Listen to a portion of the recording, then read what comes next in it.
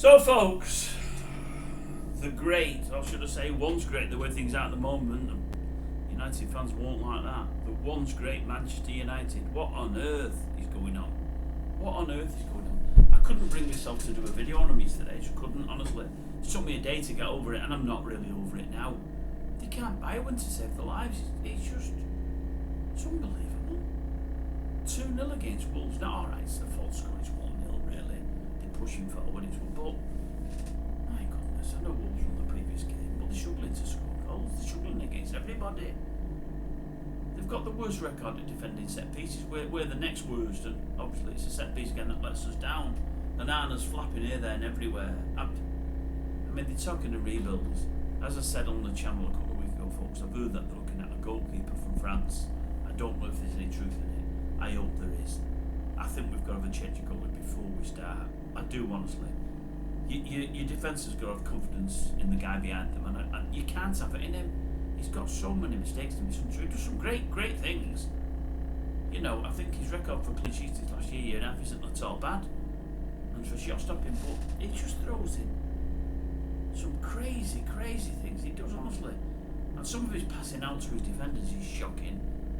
Great distribution when he wants it to be, but he just does things that are just stupid from time to time, and he makes mistake after mistake. It's absolutely crazy. But oh my God, the whole team, what on earth is going on? How can you go from beating City away, for all the struggling, to getting battered by, was it Bournemouth, and then by Wolves? Well, it beggars belief, it really does. And I can't see any light at the end of the tunnel. I really can't. I can't, honestly. I've gone from the glory days of watching them live with your Ronaldos and what have you, and winning everything, to now they just can't buy a win. It's crazy. Everybody that plays us fancies it against us. Everybody. They used to dread coming to Old Trafford. They don't anymore. Nobody does. And it's alright if they to get a win in the next but one game. I mean, you can't see it the next game, but were they to do it? Because you then expect them to go and lose 3. You would, honestly. You can't stick with them with any confidence whatsoever. It just amazes me. It really does. That said, across the path there at the Etihad, what on earth is going on? They've gone from absolute world beaters to dross. Absolutely shocking. What on earth is going on? I think there's something in the water at Manchester. I really do. Really do. Good God, if I was one of their supporters, I'd just be completely tearing my hair out. I mean, start of the season, they look like they're flying again in the Premier League, and it looks like business as usual. We're only 17 games in, and all of a sudden, they've completely thrown it away. They capitulate on a weekly, well, twice a week. It's just crazy.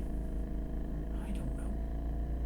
Son-in-law was saying his new squeeze is a monster City fan. She goes every home game with her mum and dad for all she travels about a 70-mile round journey. She loves it. She's been going since she was 4. And she thinks they just need new players. She's got so many players there with the legs gone. It's unbelievable. He was saying, she said, the last 2 or 3 games, De Bruyne has looked so far off it, it's unbelievable. His legs have just gone. Don't know if that's the truth, but that's what she's saying.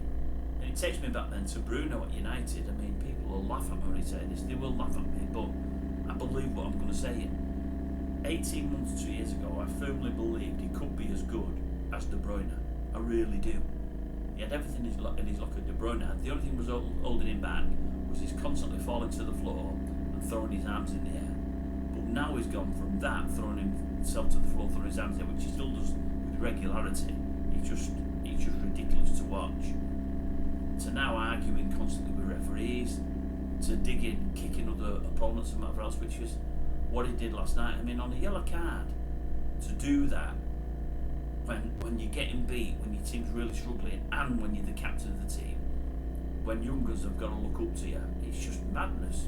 What's that now? Is that 3 send-ins off this year? It's definitely 2. I think it's 3. I think he's been sent off 3 times already this year.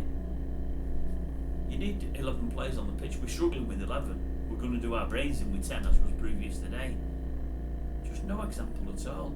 I honestly believed he had everything De Bruyne has. The difference being De Bruyne applies himself and he's on his feet for the whole 90 minutes. For Ferdinand does neither. It's just crazy, absolutely crazy. I mean, not only is De Bruyne on his feet for the whole 90 minutes, he's on the field for the whole 90 minutes when he's playing well. Fernandes is more often than not sat in the stand because he's been sent off.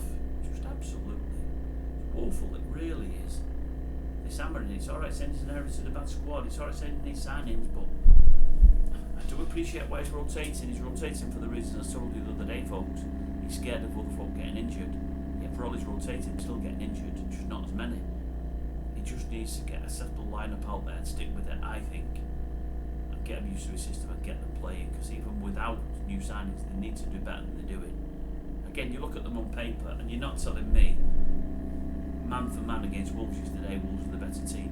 You're not telling me man for man against Bournemouth, Bournemouth are the better team, because I don't believe it on either instance. I really don't. Maybe they all work harder, maybe they all apply themselves better, maybe they know the systems they're asked to play. I'll give you all those things. But man for man, we're far superior still to many teams in the league, but we can't beat anybody. Absolutely woeful. It really is. It's getting really worrying now.